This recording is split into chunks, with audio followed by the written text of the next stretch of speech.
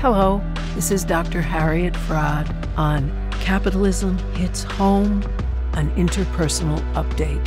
This is a show about the intersection of capitalism, class, and our personal lives. This is part of a two-part series on race. Today I'll talk about race. Next time I'll talk about the impact, the psychological impact of race on both Black and white people in America. First of all, there's no such thing as race.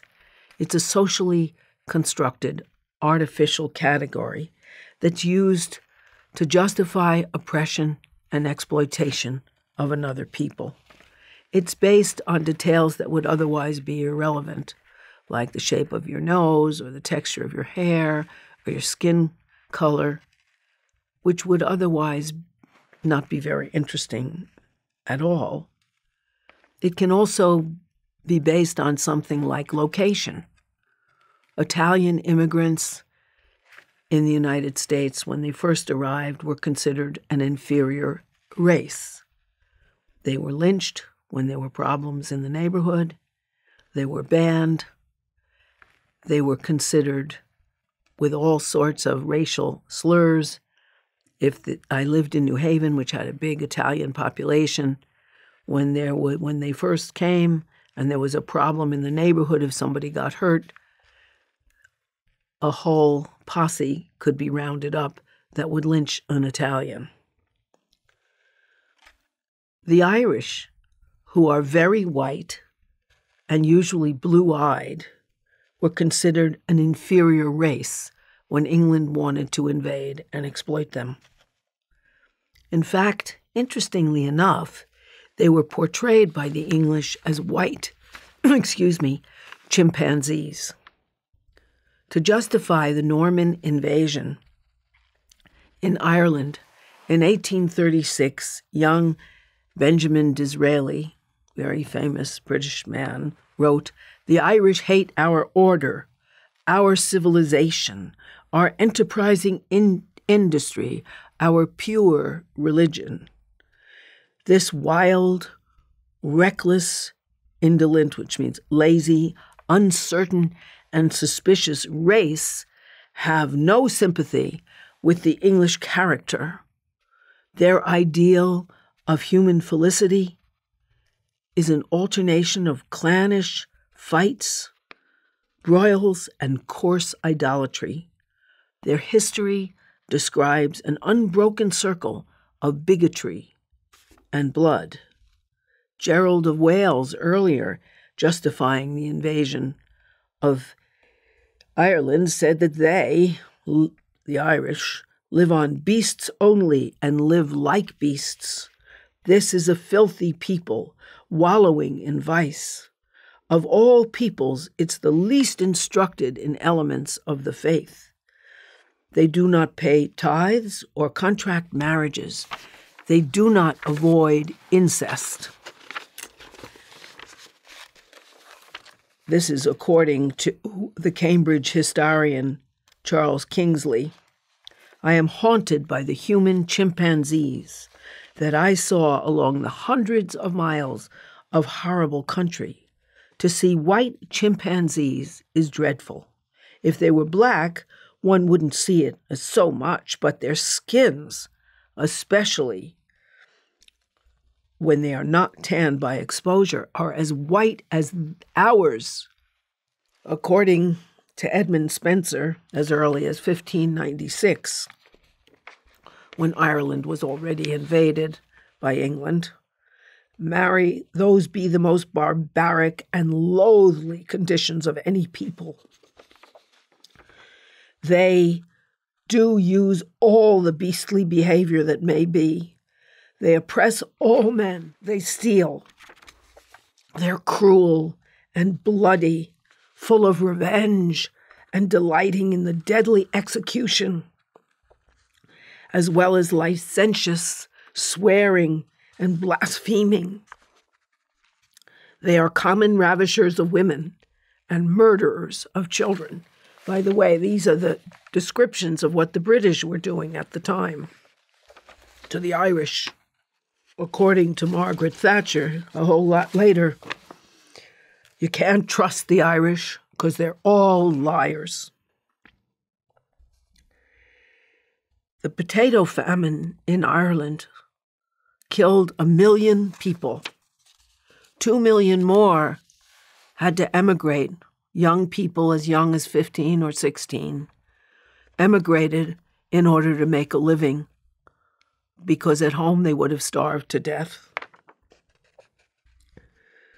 While the Irish starved to death, the English kept exporting their foods and their potatoes to England.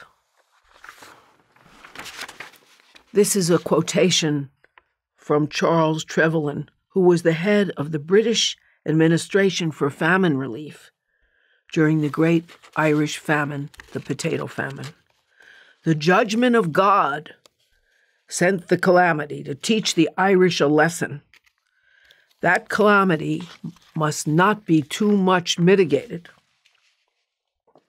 The real evil, which we have to contend, is not the physical evil of the famine, but the moral evil of the selfish, perverse, turbulent character of the Irish.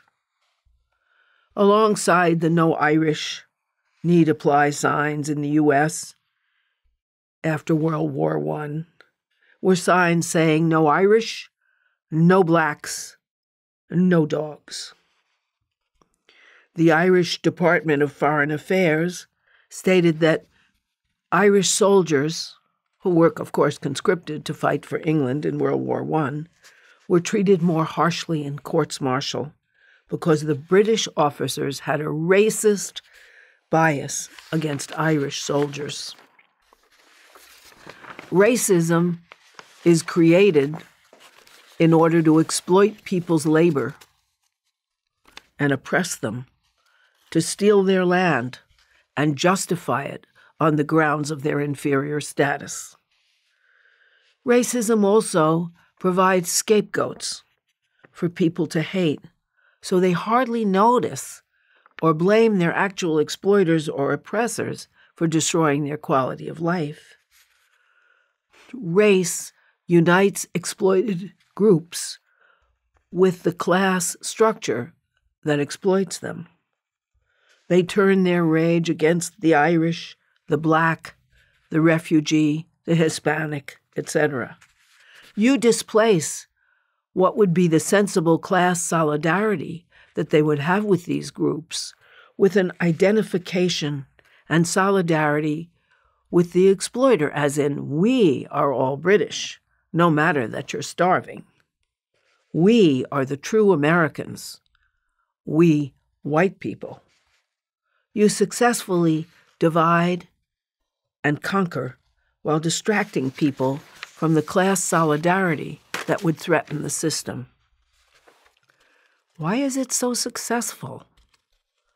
Why are there so many racists around, even though the definition of race is changing and the people elected to be discriminated against also change? Well, one is what is the psychological phenomenon called othering, where you designate another people as the others, the inferiors, and then you project all the qualities that you don't like onto those people. The same things that were said about the Irish in the 1830s and 40s in the United States were said also about black people. They're more sexual. They steal. They're immoral.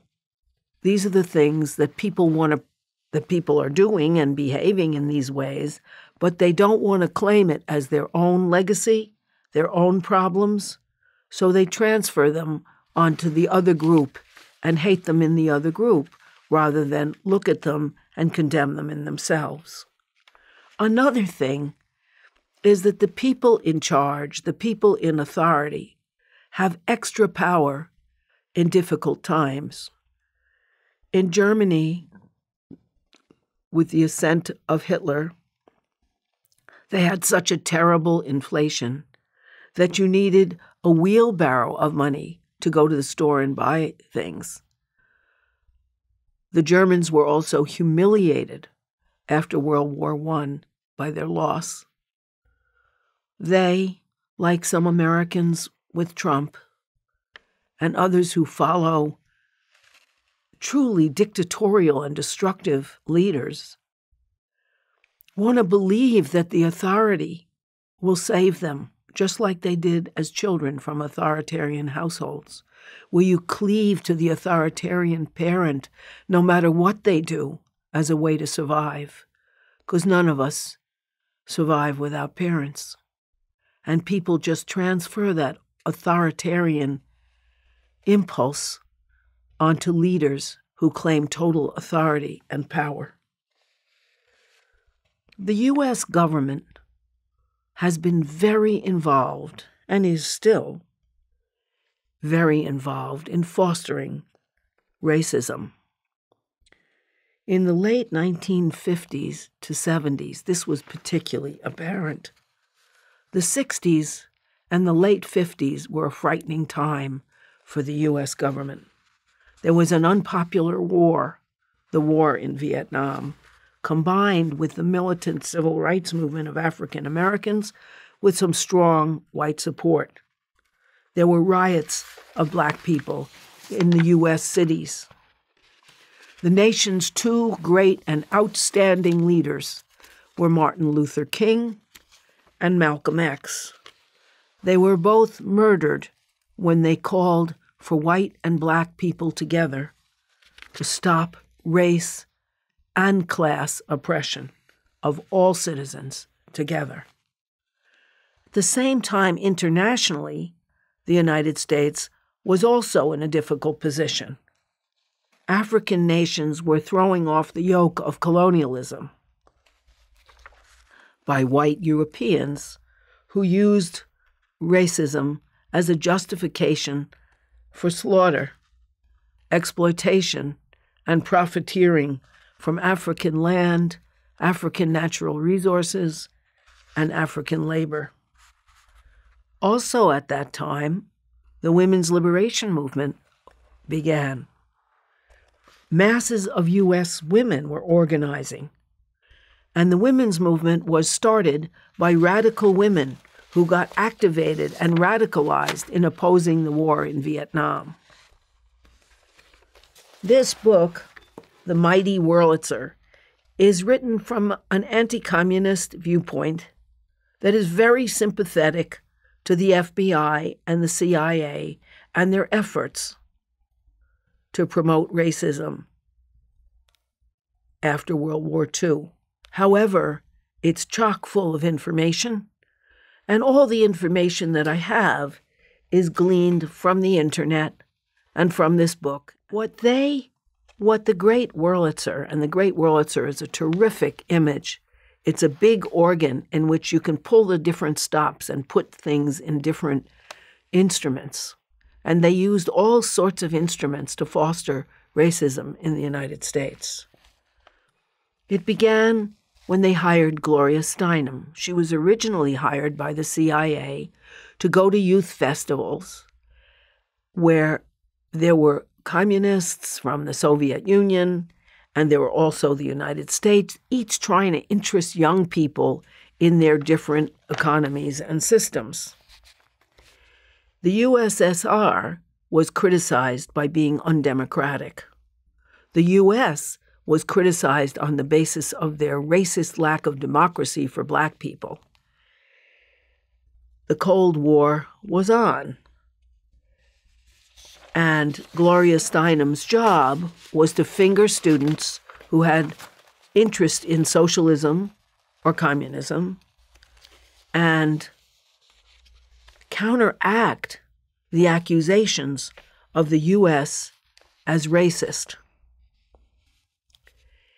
We have to understand that after World War II, the USSR was looking pretty good. The resistance to fascism all over Europe was led by communists and the Communist Party. In the U.S., our most powerful great ally was called Uncle Joe, and that was Uncle Joe Stalin. Both the U.S. and the USSR triumphed in World War II. But the U.S. did not suffer losses at home, whereas Russia lost the most people of any country. 30 million Russians died, many fighting the fascists hand to hand in the streets of cities like Leningrad. Another thing that the U.S. had to fight in the Cold War was the fact that under communism, the USSR rose to be the second greatest power in the world, even though it started as the poorest nation in Europe. In spite of losing World War I, in spite of being invaded after their revolution by the U.S. and England and France while fighting a civil war, their rise was a staggeringly impressive feat.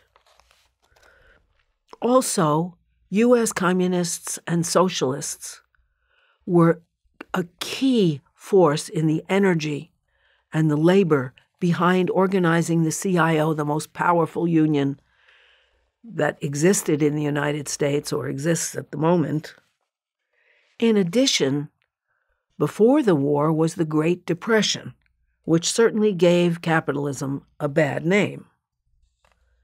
The capitalists were so damaged politically that FDR could convince them that they had better make huge concessions or they might lose everything to a socialist revolution.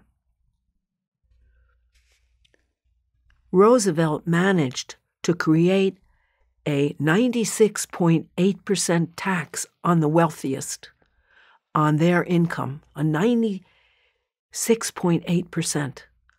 Trump brags he didn't pay any income tax. Romney talked about paying 13%. The United States does nothing as the rich corporations send their money to other countries to make a tax shield. And even the wealthiest people say that they pay less taxes proportionally than their secretaries. Also, Roosevelt hired and encouraged many socialist and communist leaders. Socialism and communism was very popular in the United States.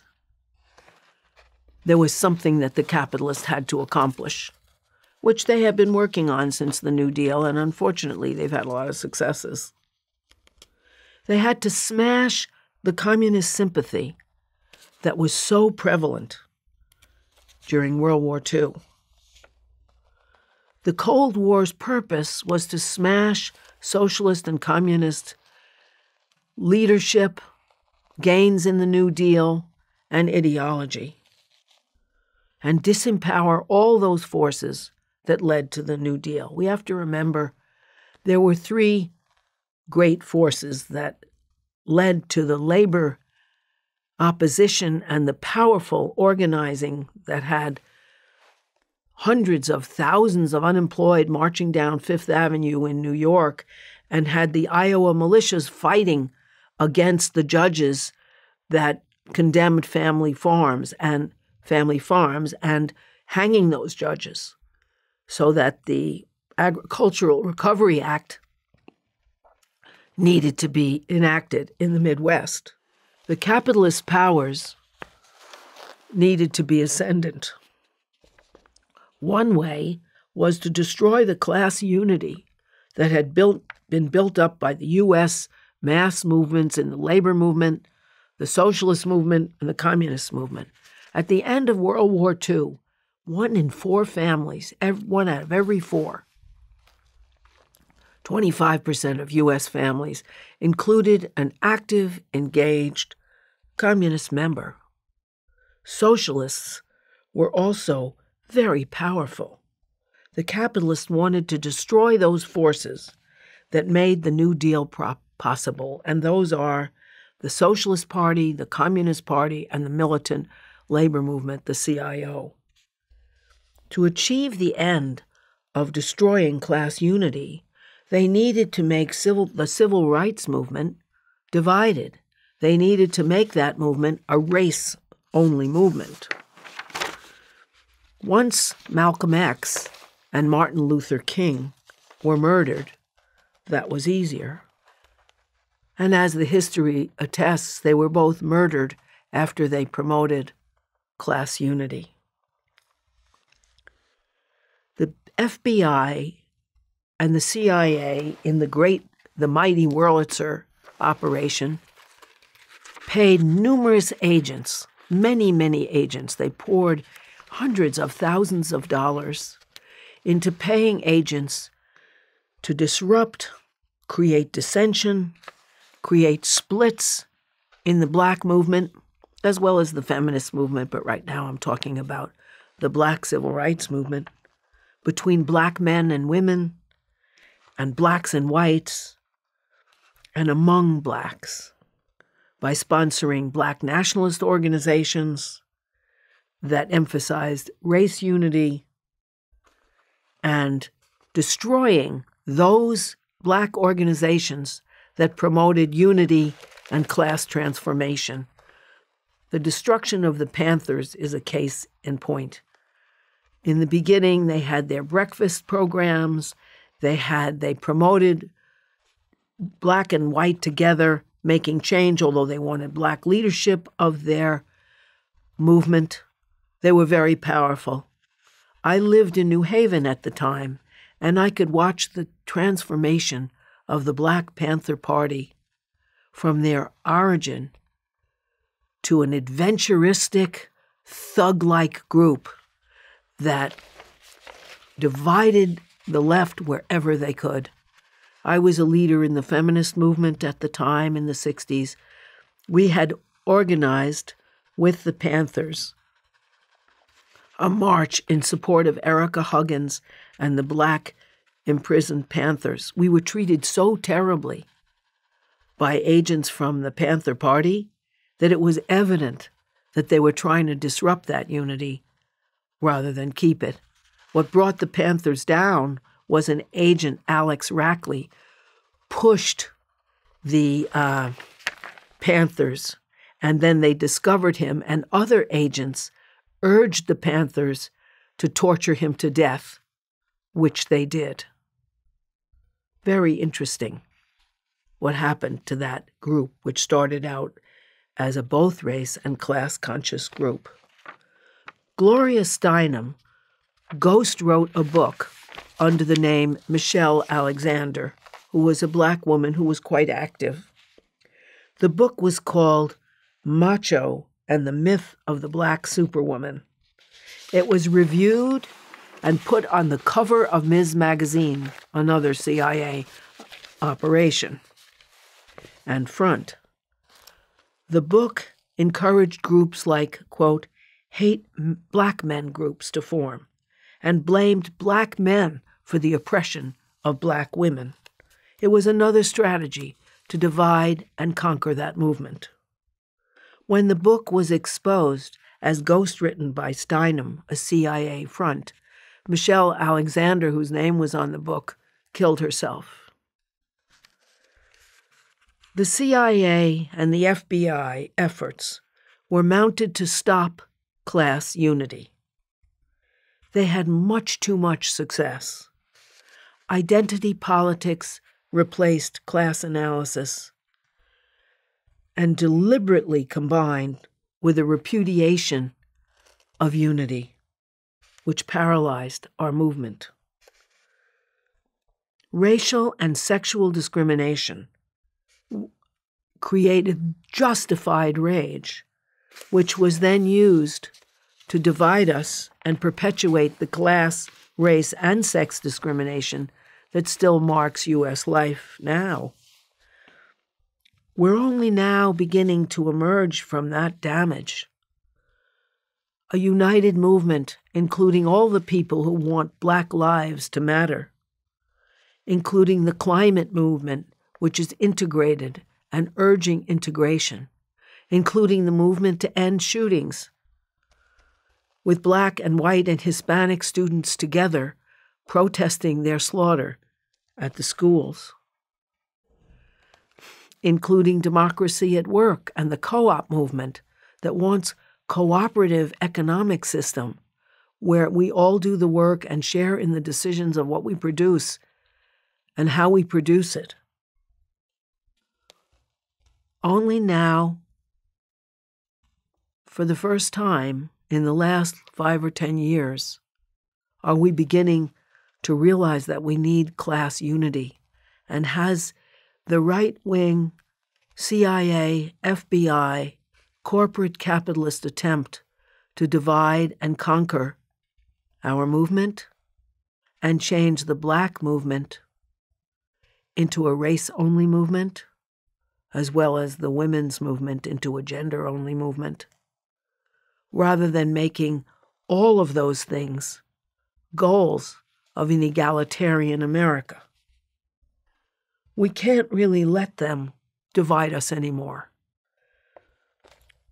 We need to work for race, gender, and class justice together, because we are the majority.